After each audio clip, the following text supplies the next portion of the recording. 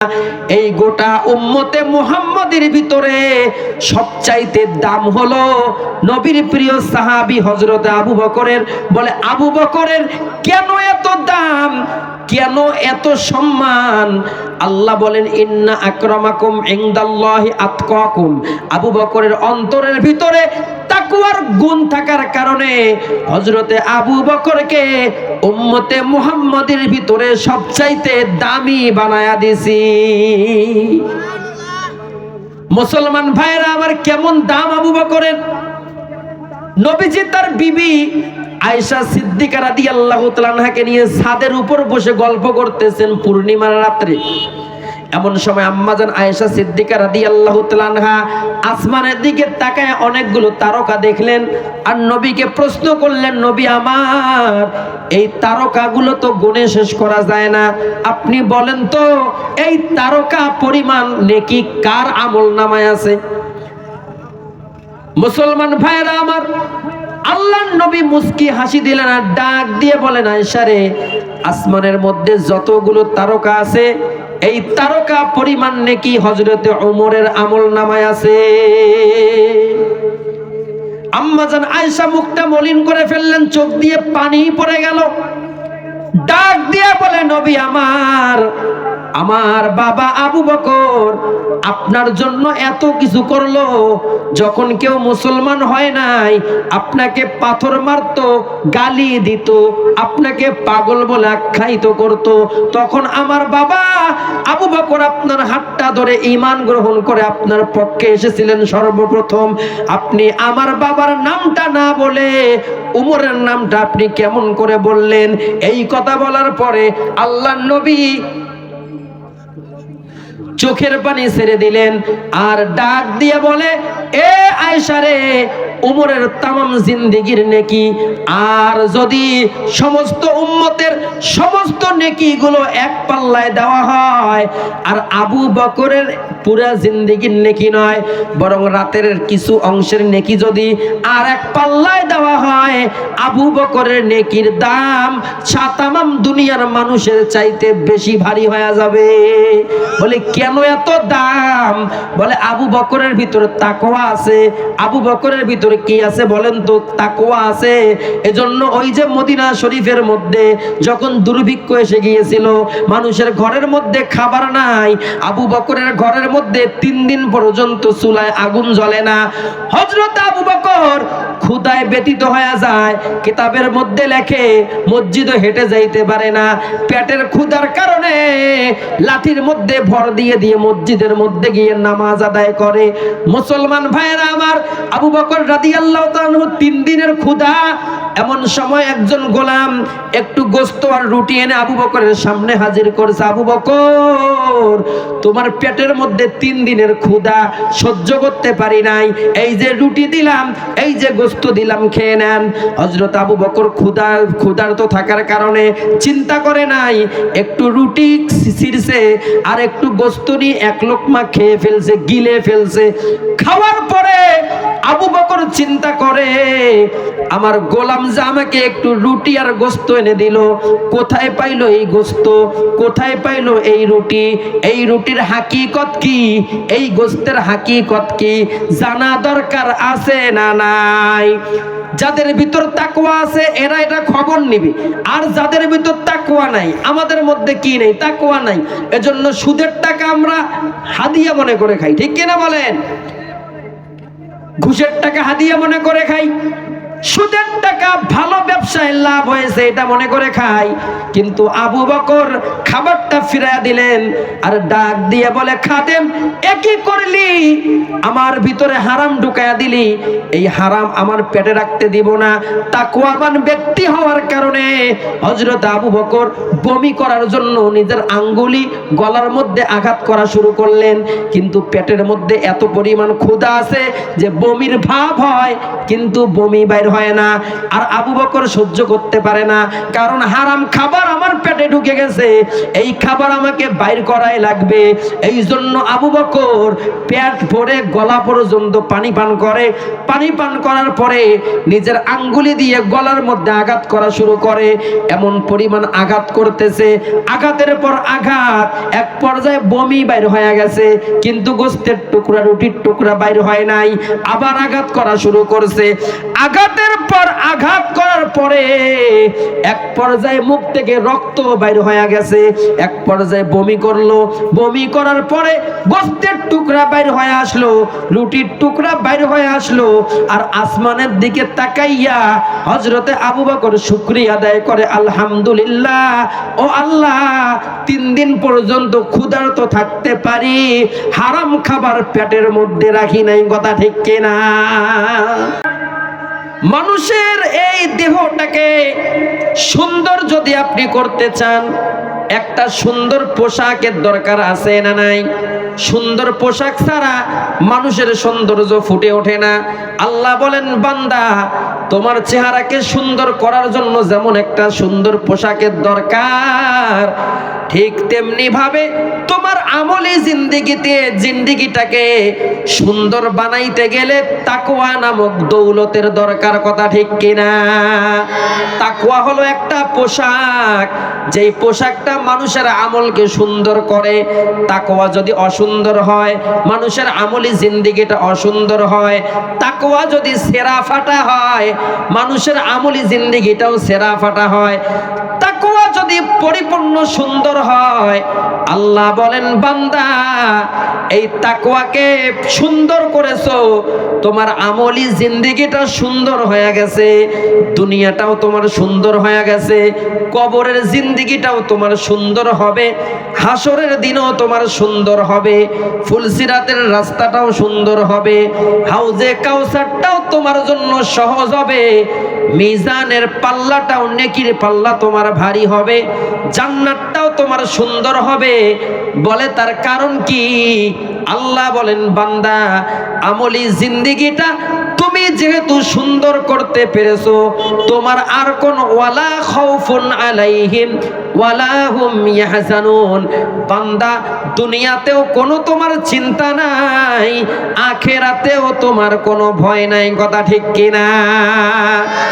এজন্য মুসলমান ভাইয়েরা আমার, যেই কথাটা আপনাদেরকে আমি বুঝাইতে চাই, তাকওয়া কিন্তু এমনি এমনি আসে না। এই তাকওয়াটা অর্জন করা লাগে। তাকওয়াটা বাজারে কিনতে পাওয়া যায় না। নাগেশ্বরী বাজারের মধ্যে তাকওয়া কিনে পাবেন না। বন্ধুরা আমার, এই তাকওয়াটা আপনাকে অর্জন করতে হবে। বলে, হুজুর, তাকওয়া কেমন করে অর্জন করব? আল্লাহ তাআলা বলেন, বান্দা, তাকওয়া যদি অর্জন করতে চাও, ইয়া আইয়ুহাল্লাযীনা আমানুত্তাকুল্লাহ ওয়া কুনু মা'আস সাদিকিন, বান্দা, এই জমিনের মধ্যে কিছু মানুষ আছে, যেই মানুষদের ভিতরে তাকওয়ার গুণ আছে, তার মানে আল্লাহর ভয় আছে। এই মানুষগুলো নামাজ ছাড়ে না, তাহাজ্জুদ এদের মিস হয় না, জিকিরও এদের মিস হয় না। এই মানুষগুলোর কাছে তোমরা যাও, কারণ আগুনের কাছে গেলে তাপ পাওয়া যায়, বরফের কাছে গেলে ঠান্ডা পাওয়া যায়, মাছের দোকানে গেলে মাছ পাওয়া যায়, সবজির দোকানে গেলে সবজি পাওয়া যায়, মুদির দোকানে গেলে তেল সাবান পাওয়া যায়। আল্লাহ বলেন, বান্দা, একজন তাকওয়াবান ব্যক্তির কাছে সংস্পর্শে তুমি যদি যাও, বান্দা, তুমি তাকওয়া অর্জন করতে পারবা। ওই তাকওয়াবান ব্যক্তির কাছে যাওয়ার কারণে তুমি তোমার আল্লাহকে পায়া যাইবা। বলেন সুবহানাল্লাহ। সোহবতে সালেহ তোরা সালেহ কুনাত, সোহবতে তলেহ তোরা তলেহ কুনাত, এক জামানা সোহবতে বা আউলিয়া, বেহতার जो सद साले ताअत बेरिया।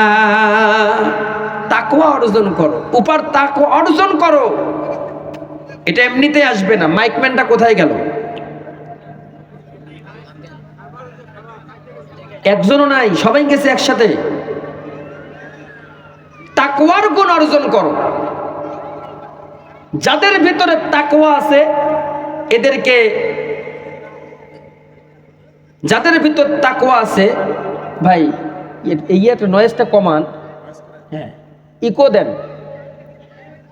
যাদের ভিতর তাকওয়া আছে এদেরকে আপনি চিনবেন, এই চেনারও একটা আলামত আছে, চেনার উপায় আছে না নাই? বলে যাদের ভিতরে তাকওয়া আছে এদেরকে চেনার উপায় কি? বলে এদেরকে চেনার উপায় কয়েকটা আছে। এর মধ্যে একটা হলো যাদের ভিতরে তাকওয়া আছে এদের আমলের প্রতি এদের মায়া আছে। আমলের প্রতি কি আছে? আমলের প্রতি মায়া আছে। যদি কোনো আমল তাদের ছুটে যায় দেখা যাবে এদের মনটা ভালো থাকে না। হায় হায় আজকে আমার তাহাজ্জুদটা মিস হয়ে গেল, এই বান্দার ভালো লাগে না, দিনটা তার ভালো যায় না। ব্যবসায়ী যদি তাকওয়াওয়ালা হয়, এই ব্যবসায়ী যখন ব্যবসার চেয়ারে বসে তার মনটা মলিন হয়ে থাকে। চাকরিজীবী চাকরির চেয়ারে বসছে, কিন্তু তাকওয়াবান দেখা যায় তাকওয়াবান লোকটা ফজরের নামাজটা তার সময় থেকে একটু পার হয়ে গেছে, এই জন্য চাকরির চেয়ারে ভাল লাগে না। বলে কেন ভালো লাগে না? এই ভালো না লাগার কারণ হলো এর ভিতর তাকওয়া আছে, এর ভিতর ইবাদতের মায়া আছে। যেহেতু একটা আমল তার মিস হয়ে গেছে, এই জন্য আমলের দিকে তার আফসোসের শেষ নাই। কথা ঠিক কিনা? ভাই আমি বলি শোনেন, এইখানে একটু সাউন্ড দিবেন, হালকা দিয়ে ইকো দিবেন, এখানে দিবেন না, না বেশি দেবেন না, কম দিবেন, এইখানে দিবেন, তাছাড়া তো হবে না। এখানে দেন, একটু সাউন্ড দেন, ইকো দেন। আমলের প্রতি কমান মায়া আছে। কি আছে? মায়া আছে। কারণ এই লোকটার ভিতরে কি আছে? তাকওয়া আছে। যাদের ভিতরে আল্লাহর ভয় আছে দেখবেন এরা ফজরের সময় ঘুম থেকে উঠতে এদের কোনো কষ্ট হয় না, শীত এদের কাছে হেরে যায়, ঠান্ডা হেরে যায়। কথা ঠিক কিনা? এই ব্যক্তিগুলো তাকওয়ার গুণ থাকার কারণে এই ব্যক্তিগুলো ফজরের নামাজটা মসজিদের মধ্যে গিয়ে পড়ে। ব্যাপারটা এমন নয়। বলে এই তাকওয়াবান ব্যক্তিগুলো তাহাজ্জুদের সময় দেখবেন ঘুম থেকে উঠে যায়, তাহাজ্জুদের নামাজ আদায় করে, ঠান্ডার মধ্যে থরথর করে কাঁপে। এই বান্দাগুলো তাকওয়া থাকার কারণে এই বান্দাগুলো আমলের প্রতি তার মায়া চলে যায়। আমলের প্রতি মায়া পৌঁছাইতে পৌঁছাইতে এই বান্দার সাথে এক পর্যায়ে আমার আল্লাহর সম্পর্ক হয়ে যায়। কথা ঠিক কিনা? এ মুসলমান ভাইয়েরা আমার মালিকের সঙ্গে সম্পর্ক হয়ে গেছে। বলে কেন সম্পর্ক হলো? বলে আল্লাহর ভয় থাকার কারণে আমল করতে করতে করতে করতে আমলের প্রতি মায়া হয়ে গেছে, নামাজের প্রতি মায়া হয়ে গেছে, জিকিরের প্রতি মায়া হয়ে গেছে। চোখের পানি তাহাজ্জুদের নামাজে চোখ দিয়ে পানি পড়তে পড়তে এখন এই তাকওয়াবানের চোখের পানি পড়ার চোখের পানির দিকে মায়া হয়ে গেছে। একদিন যদি চোখের পানি বাইর না হয় মনে হয় আমার আমলটা হলো না। তার মানে বন্ধুরা আমার, এই তাকওয়াবান ব্যক্তিটা আমার আল্লাহর প্রেমে পড়ে গেছে। দুনিয়াতে আপনি যখন দেখবেন একজন আপনার সঙ্গে প্রতিদিন চলাফেরা করে, একদিন হঠাৎ করে আপনার ওই বন্ধু যদি শ্বশুর বাড়িতে যায় আপনার মনটা ভালো লাগে না, একা একা লাগে, মনটা খারাপ লাগে। আজকে আমার ওই বন্ধুটা নাই, একসাথে প্রতিদিন চায়ের টেবিলে বসি, একসঙ্গে আড্ডা মারি, আজকে আমার বন্ধুই নাই। আল্লাহ বলেন বান্দা তাহাজ্জুদের নামাজের মাধ্যমে আমার আল্লাহর সাথে যাদের সুসম্পর্ক হয়ে গেছে এই বান্দা বান্দিগুলো আল্লাহর প্রেমে এমন পাগল হয়ে যায়, আপনি নজর করে দেখবেন এদের তাহাজ্জুদও মিস নাই, 5 ওয়াক্ত নামাজও মিস নাই, কোরআন তেলাওয়াতও মিস নাই, জিকিরও মিস নাই, মাঝে মাঝে নফল রোজাও এদের মিস নাই। এদিকে বিবির হক সঠিকভাবে আদায় করতেছে, ব্যবসার সময় ব্যবসা করে, চাকরির সময় চাকরি করে, বিবির হকটাও সঠিকভাবে আদায় করে। এদের দুনিয়া নিয়ে কোনো লোভ নাই, এদের শুধু অন্তরের ভিতর আমার মাওলা পাকের তামান্না আর আমার মাওলা পাকের চেনা আর মাওলার পরিচয় নিয়ে এরা দুনিয়াতে চলাফেরা করে। এ মুসলমান ভাইয়েরা আমার, এই জমিনের মধ্যে এমন কিছু গরিব মানুষ আছে, এই মানুষগুলো মাঠে ময়দানে কাজ করে, আজান হয়ে যায়, এই কৃষক আর জমিনের মধ্যে থাকতে পারে না, তারা তাড়াতাড়ি মসজিদে গিয়ে নামাজ আদায় করে এমন কৃষক আছে না নাই? এ মুসলমান ভাইরা আমার, শ্রমিকের কাজ যারা করে এরা শ্রমিকের কাজ করতেছে, অন্তরের ভিতর আমার আল্লাহ পাকের ভয় আছে, এজন্য এই শ্রমিকগুলো আজান হয়ে যায় আর শ্রমিকের কাজ করে না, মসজিদের মধ্যে গিয়ে নামাজ আদায় করে এমন শ্রমিক আছে না নাই? এ মুসলমান ভাইরা আমার, ছাত্র ছাত্রীদের দিকে তাকাইবেন, স্কুলের মধ্যে পড়ে, ভার্সিটির মধ্যে পড়ে, কলেজের মধ্যে পড়ে, আজান হয়ে যায় মসজিদের মধ্যে গিয়ে নামাজ আদায় করে এমন ছাত্র আছে না নাই?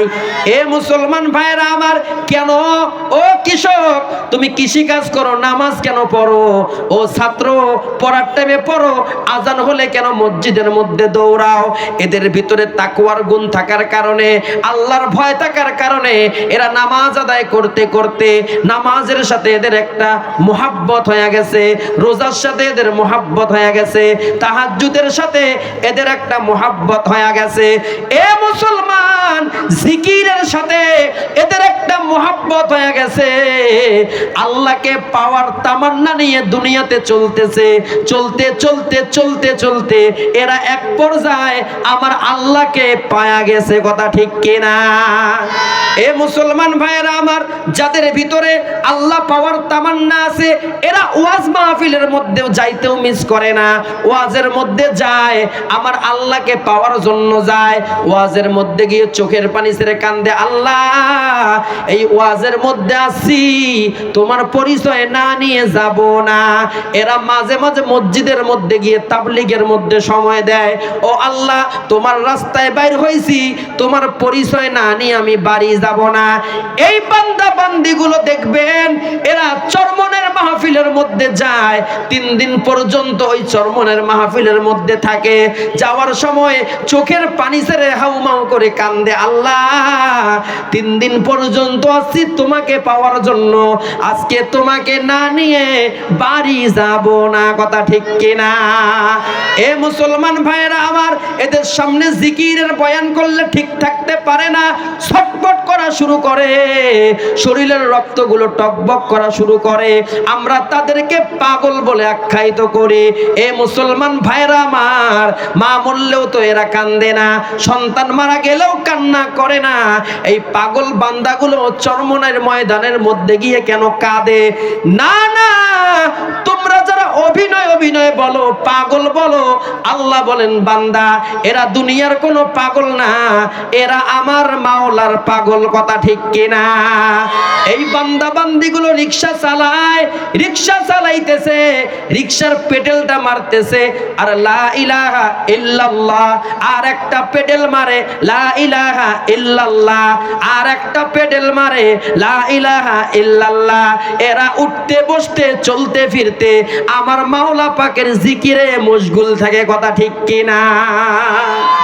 এ মুসলমান ভাইরা আমার, সারাদিন রিকশা চালাইলো, সারাদিন ব্যবসা করলো, সারাদিন জমিনের মধ্যে মাঠে ময়দানের কাজ করলো, বাড়ির মধ্যে চলে গেছে বিছানার মধ্যে একটু ঘুমানোর জন্য, কিন্তু আল্লাহ তাআলার সঙ্গে তার এমন সম্পর্ক হয়ে গেছে, না না আর আমার ঘুম ধরে না, আর আমার ভালো লাগে না। রাতের কিছু অংশে বান্দা ঘুমাইলো, আবার তাহাজ্জুদের সময় হয়ে গেছে, এই বান্দাটা তাহাজ্জুদের সময় তাহাজ্জুদের নামাজের মধ্যে দাঁড়ায় গেছে, ঠান্ডা পানি দিয়ে উযু বানায়া থরথর করে কাঁপে আর নামাজ আদায় করে, আর সেজদার মধ্যে গিয়ে কান্দে, আল্লাহ আজকে তাহাজ্জুদের নামাজে দাঁড়াইছি, তোমার দর্শন চাই, তোমার মোহাব্বত চাই। বান্দাগুলো এমন করে করে কাঁদে। এ মুসলমান ভাইয়েরা আমার, রাস্তা দিয়ে চলে আর জিকির করে। আল্লাহর নবী হাদিস শরীফের মধ্যে বলেন, আকসিরু যিকরাল্লাহ হাত্তা ইয়াকুনুন নাসু মাজনুন। বান্দা এমন করে তুমি দুনিয়াতে চলো, এমন করে আমার জিকির করো, মানুষ যেন তোমাকে পাগল বলে। কথা ঠিক কিনা? এ পাগলের দল, এই পাগলগুলো দুনিয়া দুনিয়াতে পাগলামি করে, শুধু তাই নয় এরা হাসরের ময়দানেও পাগলামি করবে। আশেকারা মিল্লাত মাযহাব খুদাস্ত, আশেকারা মিল্লাত মাযহাব জুদাস্ত, মিয়ানে আশিক মাশূকি রমজিস্ত, কিরামান কাতিবি রাহম খবর নিস। আল্লাহ তাআলা এই পাগলদেরকে বলবে, পাগলেরা দুনিয়াতে নামাজ পড়েছো, জিকির করেছো, আমি আল্লাহ তোমাদেরকে জান্নাত দিয়ে দিলাম। এই পাগলগুলো বলবে, আল্লাহ তোমার প্রেমের আগুনে নিজেকে দগ্ধ করে ফেলাইছি, আজকে জান্নাত দিলে সেটা হবে না। ও আল্লাহ তো বান্দা তুমি কি চাও?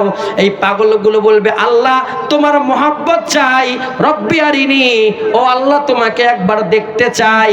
আল্লাহ তাআলা অর্ডার করবে, হাসরের জমিনে আল্লাহ তাআলার সামনে থেকে 70,000 নূরের পর্দা উঠে যাবে।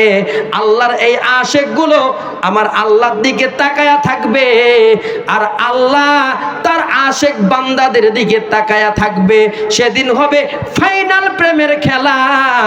আল্লাহ বান্দার দিকে তাকায় আছে, আর বান্দাগুলো আমার আল্লাহর দিকে তাকায় আছে। কথা ঠিক কিনা? এজন্য আল্লাহ তাআলা বলেন, বান্দা তাকওয়ার গুণ অর্জন করো। যাদের ভিতরে তাকওয়ার গুণ আছে, এদের ভিতর আমলের মোহাব্বত আছে না নাই? জোরে বলেন, আছে না নাই? এ মুসলমান ভাইরা আমার, আমলের খাহেশ আছে, আমলের প্রতি তাদের আফসোস আছে। বলে একজন তাহাজ্জুদ পড়ে, যাদের ভিতরে তাকওয়া আছে, তার তামান্না, আহা আমিও যদি তাহাজ্জুদ পড়তে পারতাম। কথা ঠিক কিনা? একজন হজ করে আসছে, যাদের ভিতর তাকওয়া আছে, চিন্তা করে আমার যদি ধন সম্পদ থাকতো আমিও হজ করতাম। কিন্তু আমাদের ভিতর তাকওয়ার গুণ না থাকার কারণে আমরা কি বলি, অমুকে 2 তলা বাড়ি বানাইছে, আমিও যদি বানাইতে পারতাম। কথা ঠিক কিনা? এ মুসলমান ভাইয়েরা আমার, একজন আল্লাহর ওলির ঘটনা আপনাদেরকে শুনাই। আমলের মায়া কাকে বলে দেখেন। নামটা ছিল তার আব্দুল্লাহ ইবনে মুবারক রহমাতুল্লাহ আলাইহি। তিনি কোনো সাহাবী ছিলেন না, তিনি কোনো নবীও ছিলেন না, তিনি ছিলেন একজন আল্লাহর ওলি, একজন মুহাদ্দিস মানুষ, একজন বুজুর্গ ব্যক্তি। এই আব্দুল্লাহ ইবনে মুবারক রহমাতুল্লাহ আলাইহি, তার বাড়ির পাশেই ছিল একটা কামারের বাড়ি। ওই যে লোহার মধ্যে হাতুড় দিয়ে বাড়ি দেয়, আগুনের সামনে বসে কামার, যিনি কাটার বানায়, পাশুন বানায়, কোদাল বানায়, চিনছেন কি জানেন নাই? এই কামারের একটা বৈশিষ্ট্য ছিল, আজান যখন হয়ে যাইতো, এই কামার দুনিয়ার কোনো কাজ করতো না।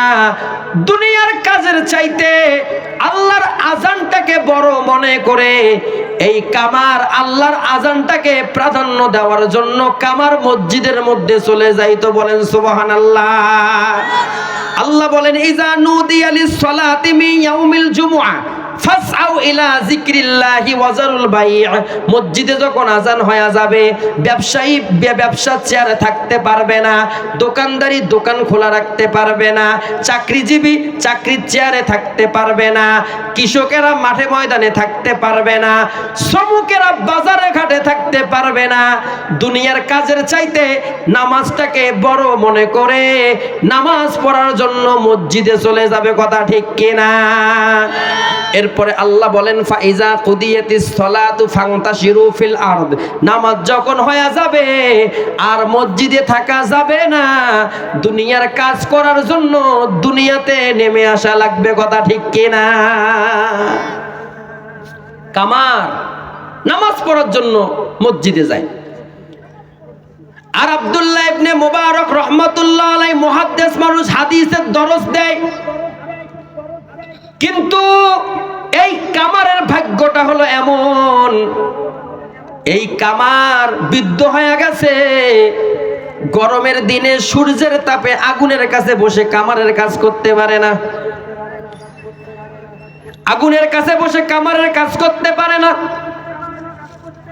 এই কামার হালাল উপার্জন করার জন্য রাতের বেলা আগুনের কাছে বসে কাজ করে, হালাল উপার্জন করে, দিনের বেলা ইবাদত বন্দেগিতে মশগুল হয়ে যায়।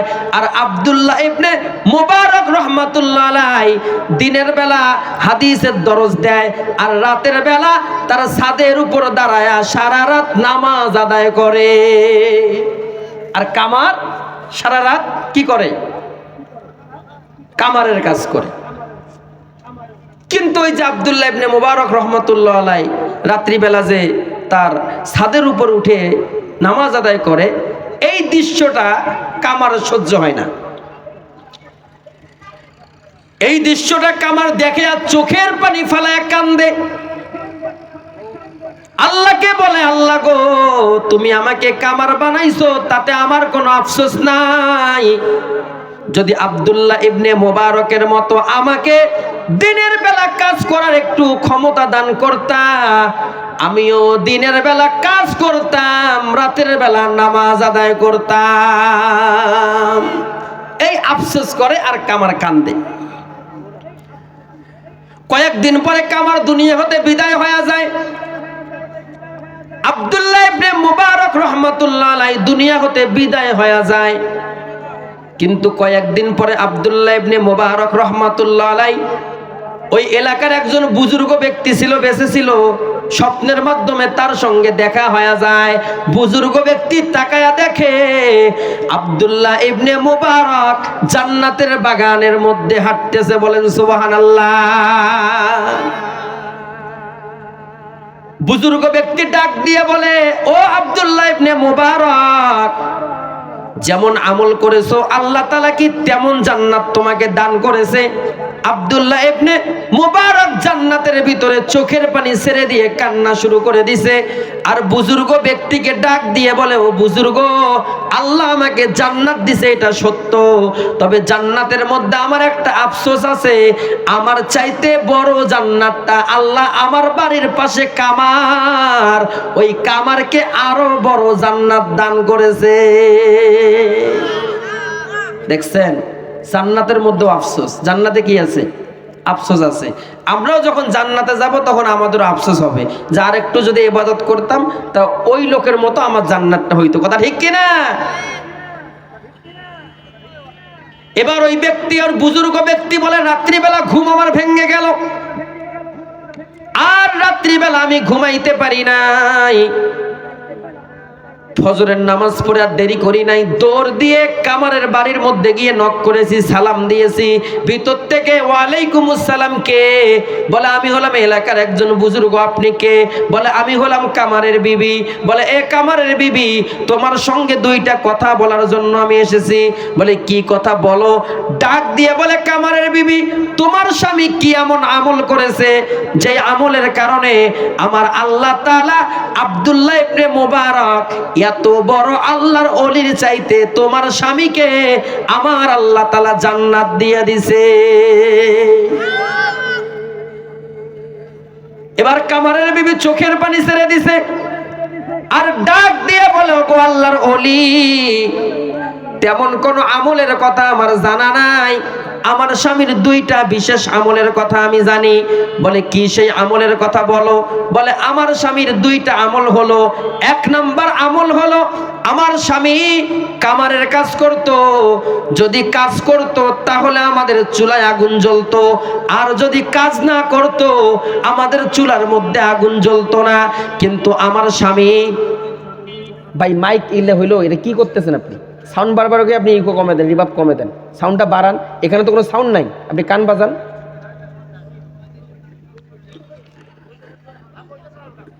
এবার বিবিটাকে বলে, আমার স্বামীর তেমন কোন আমলের কথা আমার জানা নাই, দুইটা আমলের কথা আমার জানা আছে। বলে, কি সেই আমলের কথা? বলে, আমার স্বামী কামারের কাজ করত, হাতুড়িটা মাথার উপর উঠাইছে লোহার মধ্যে বাড়ি দেওয়ার জন্য।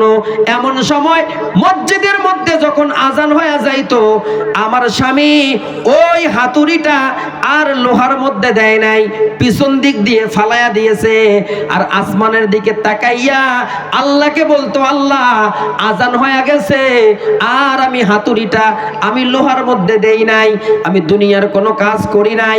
ও আল্লাহ, দুনিয়ার সবাই আমাকে কামার বলে। ও আল্লাহ, এই আমলটাও যদি তোমার দরবারে পছন্দ হয়ে যায়, হাসরের ময়দানে তুমি আমাকে কামার বলে ডাক দিও না, সেদিন তোমার গোলাম বলে আমাকে একটা ডাক দিও। বুজুর্গ ব্যক্তির মাথা ঘুরে গেছে, কি রে, নামাজের প্রতি এত পরিমাণ তার মোহাব্বত, এত পরিমাণ তার গুরুত্ব। বলে 2 নম্বর আমলটা কি ছিল? বলে আমার স্বামী বৃদ্ধ হয়ে গেছে, দিনের বেলা লোহার সামনে বসে আমার স্বামী আগুনের কাছে বসে কাজ করতে পারতো না, কারণ দুনিয়ার এই যে সূর্যের তাপে তার সহ্য হয় না, এদিক দিয়ে আবার আগুন আমার স্বামী সহ্য করতে পারে না। দিনের বেলা দোকান বন্ধ থাকে, রাত্রিবেলা আমার স্বামী কামারের কাজ করতো হালাল উপার্জন করার জন্য। কিন্তু আব্দুল্লাহ ইবনে মুবারক সারা রাত ছাদের উপর উঠে নামাজ আদায় করে। এই দৃশ্যটা দেখে আমার স্বামী চোখের পানি ছেড়ে কান্না করতো, আল্লাহ, আব্দুল্লাহ ইবনে মুবারকের মতো আমারও মনটা চায় সারা রাত ইবাদত করার জন্য, কিন্তু আমি যদি কাজকর্ম বন্ধ করে দিয়ে ইবাদতের মধ্যে মশগুল হয়ে যাই, আমার চুলায় আগুন জ্বলে না।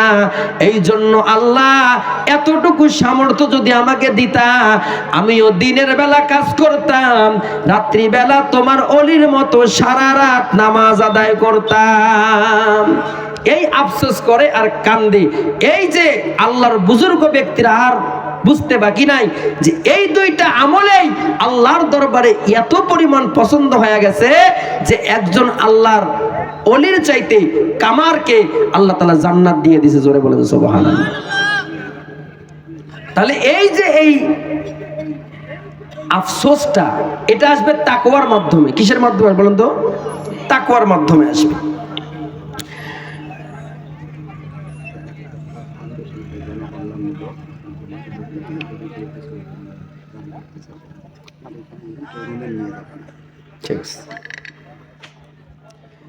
তাহলে যারা তাকওয়াবান, এদের 1 নম্বর বৈশিষ্ট্য হলো এদের প্রতি আমলের মায়া আছে না নাই? জোরে বলেন, আছে না নাই? 2 নম্বর হলো এই তাকওয়াবান ব্যক্তির সামনে যখন আল্লাহর নাম উচ্চারণ করা হয়, আল্লাহর কোরআনের আয়াত তেলাওয়াত করা হয়, ওয়াজ মাহফিলের কথা যখন বলা হয়, জান্নাতের কথা যখন বলা হয়, জাহান্নামের কথা যখন বলা হয়, এই বান্দাগুলো সহ্য করতে পারে না, এদের অন্তরের মধ্যে কম্পন শুরু হয়ে যায়। বলেন সুবহানাল্লাহ। আল্লাহ তাআলা বলেন, ইন্নামাল মুমিনুনা আল্লাযিনা ইযা যুকিরাল্লাহু ওয়াজিলাত কুলুবুহুম ওয়া ইযা তুলিয়াত আলাইহিম আয়াতুহু যাদাতহুম ঈমানা। যাদের ভিতরে তাকওয়ার গুণ আছে, এদের সামনে যখন কোরআনের আয়াত খুলে ব্যাখ্যা করা হয়, এদের ঈমানটা তাজা হয়ে যায়, আর এদের অন্তরের মধ্যে আল্লাহর ভয়ের কারণে কম্পন শুরু হয়ে যায়। বলেন সুবহানাল্লাহ।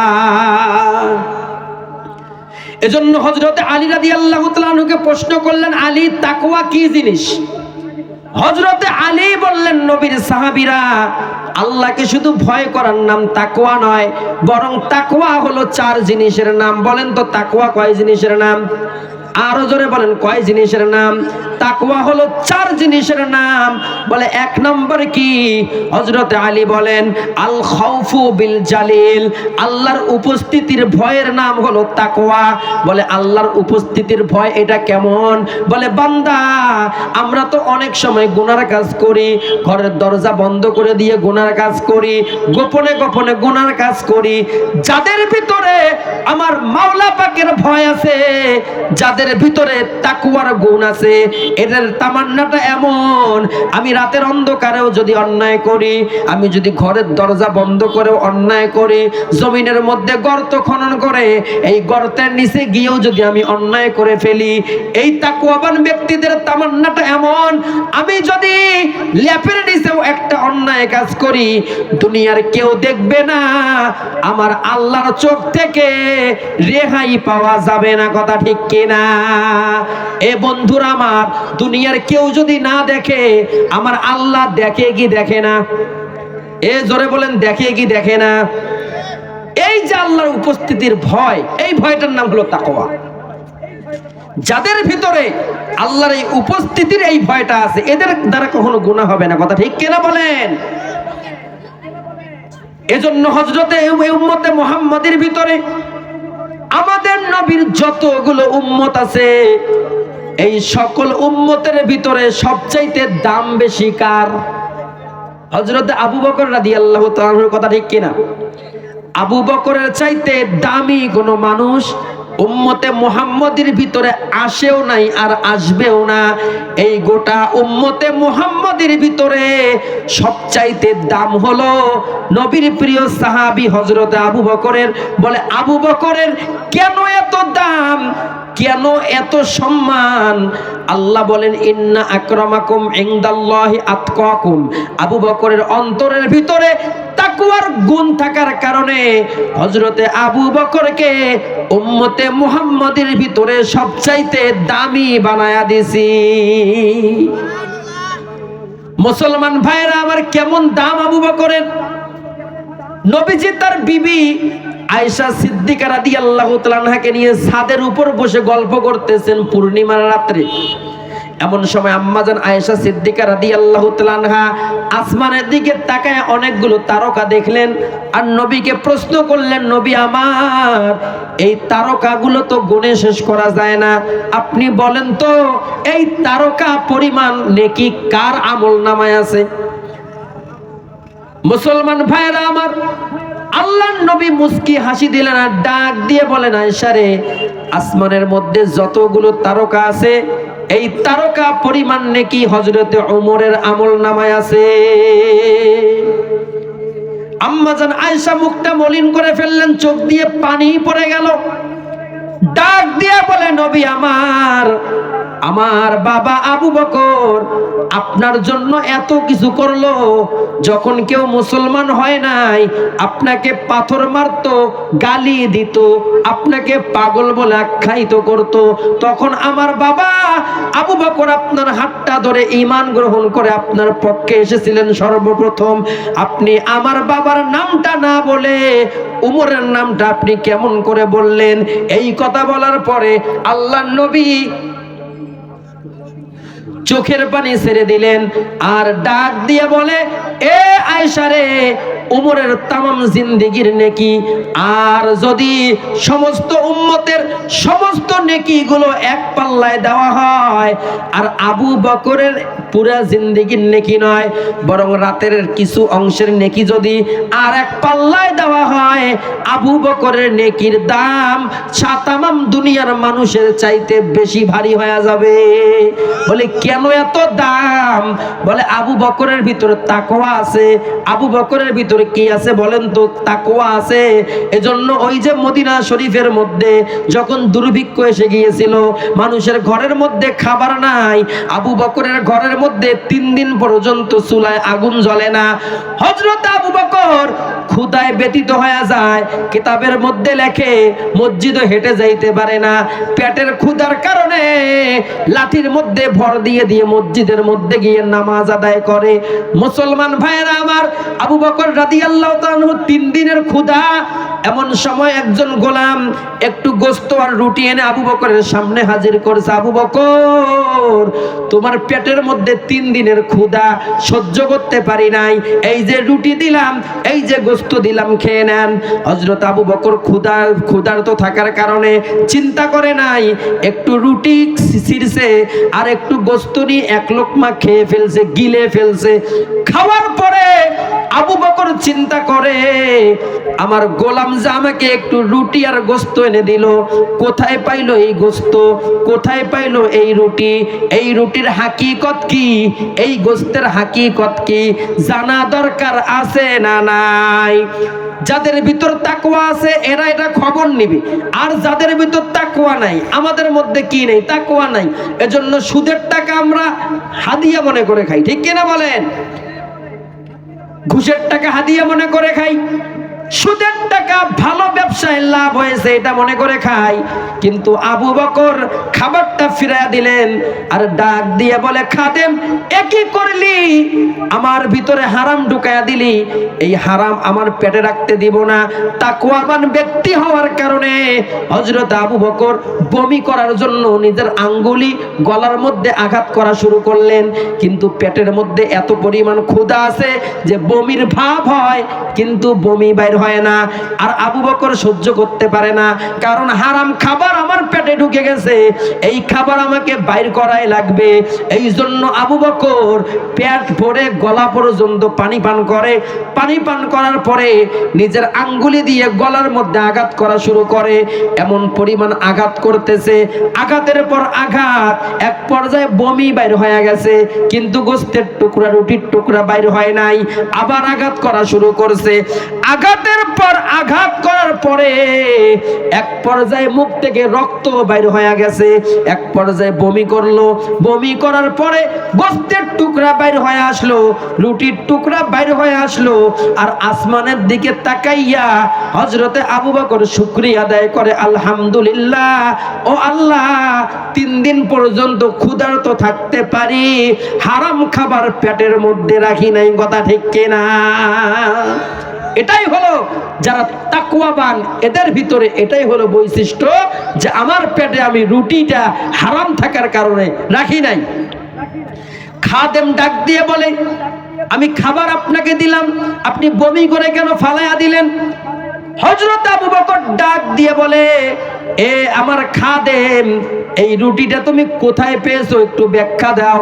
এবার খাদেম ডাক দিয়ে বলে, আবু বকর, ওই জাহিলিয়াতের সময় আমি একজনের বাড়ির মধ্যে একটু ফু দিয়েছিলাম অসুস্থ ব্যক্তিকে, আমার ফুকের কারণে অসুস্থ ব্যক্তিটা সুস্থ হয়ে গেছে, কিন্তু তার বাড়ির মধ্যে অভাব থাকার কারণে সেই সময় আমাকে কোনো হাদিয়া দেয় নাই। এই বহুকাল পরে তার বাড়িতে একটু রান্না হয়েছে ভালো কিছু, আমার কাছে হাদিয়া পাঠাইছে।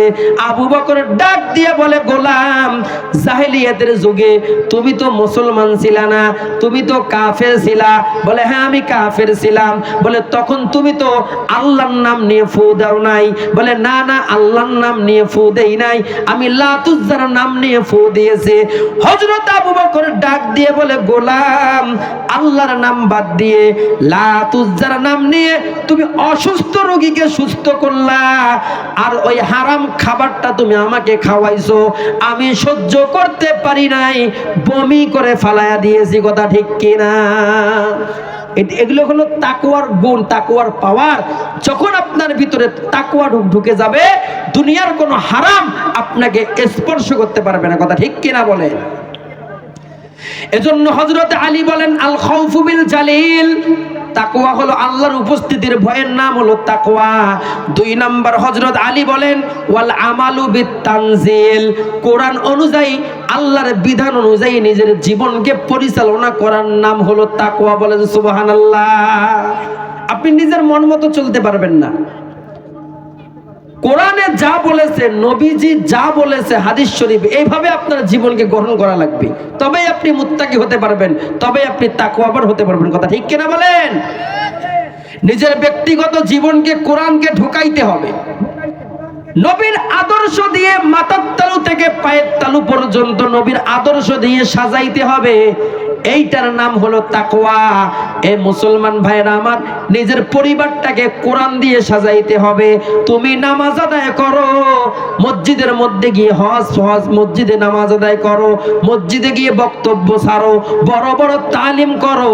মাঝে মাঝে দেখা যায় তুমি মসজিদের একজন সদস্য, তুমি একজন সেক্রেটারি, তুমি একজন সভাপতি, তুমি বাইতুল্লাহর গিলাফ ধরে লাব্বাইকের আওয়াজ দাও, কিন্তু তোমার পরিবারের ভিতরে তোমার বউটা পর্দা করে না। আছে না নাই?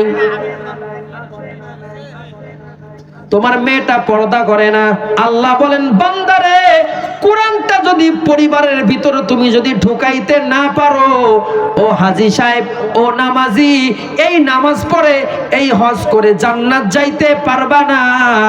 এই নামাজ আল্লাহর দরবারে কবুল হবে না। এই জন্য পরিবারের ভিতরে কোরআন ঢোকা দরকার। আছে না নাই? সামাজিক জীবনে কোরআনের বিধান চালাইতে হবে। রাষ্ট্রীয় জীবনে কোরআনের বিধান চালাইতে হবে। তোমার যতগুলো জীবন আছে প্রত্যেকটা ধাপে ধাপে কোরআনের বিধান ছাড়া তুমি যদি বাহিরের কোনো আমল ঢুকায়া দাও, মন মতো যদি কোনো আমল করো, বান্দা তুমি মুমিন হয়ে দুনিয়াতে বাঁচতে পারবা, বান্দা মুত্তাকি হতে পারবা না। কথা ঠিক কিনা? 3 নম্বর বলে ওয়াল কনাআতু বিল কলিল, আল্লাহ যা দিয়েছে এতেই সন্তুষ্ট থাকার নাম হলো তাকওয়া। অল্পতেই সন্তুষ্ট থাকা। যতটুকু সম্পদ আল্লাহ দিয়েছে এতটুকু সম্পদের মধ্যেই সন্তুষ্ট থাকো। মানুষের পাহাড় পরিমাণ আছে, ওই দিকে কি তাকানো যাবে? যতটুকু সম্মান আছে এতটুকুর মধ্যেই তোমাকে থাকা লাগবে। যতটুকু বান্দা আল্লাহ তোমাকে এলেম দিয়েছে, জ্ঞান দিয়েছে, এতটুকুর মধ্যেই তোমাকে থাকা লাগবে। তার মানে তোমার ধন দৌলত, তোমার সম্পদ, তোমার সন্তান, তোমার শিক্ষাগত যোগ্যতা, তোমাকে আল্লাহ যা দিয়েছে এতটুকুর মধ্যেই সন্তুষ্ট থাকবা। বাড়ি গাড়ি তোমার হলো টিনের বাড়ি, আবার তোমার মেজো ভাইয়ের হলো 5 তলা বিল্ডিং, মেজো ভাইয়ের দিকে কি তাকা যাবে? যতটুকু আল্লাহ তোমাকে দিয়েছে এতটুকুর মধ্যে খুশি থাকার নাম হলো তাকওয়া। কথা ঠিক কিনা? বন্ধুরা আমার, আল্লাহর নবীর প্রিয় সাহাবী হযরত আলী বলেন আল ইস্তিআদাদু লিয়াউমির রহিল, বলে তাকওয়া হলো এমন জিনিসের নাম, তাকওয়া হলো যারা পরকালের দিনের হিসাব করে, যারা পরকালের চিন্তা ভাবনা করে, প্রস্থান দিনের জন্য যারা প্রস্তুতি গ্রহণ করে, এই প্রস্তুতি গ্রহণ করার নাম হলো তাকওয়া। বন্ধুরা আমার, আজকে আমরা দুনিয়াতে চলতেছি, মৃত্যুর কোনো ভয় আমাদের ভিতরে নাই, আছে নাকি বলেন? মৃত্যুর ভয় নেই। যদি বাড়ির পাশে কেউ মারা যায় সেদিন একটু মৃত্যুর ভয়টা ধরে, কি বলেন? কথা ঠিক কিনা বলেন? নিজের বন্ধু বান্ধব যদি কেউ মারা যায় ওই সেদিন মৃত্যুর ভয়টা ঢোকে। বাড়ির সামনে দিয়ে ওই এলাকার মধ্যে একজন মারা গেছে, তার মাইকিন গেছে, এখন আর মৃত্যুর ভয় ধরে নেই। নিজের বন্ধু ভালো মানুষ মারা গেল, এই ভয়টা সেদিন ধরে।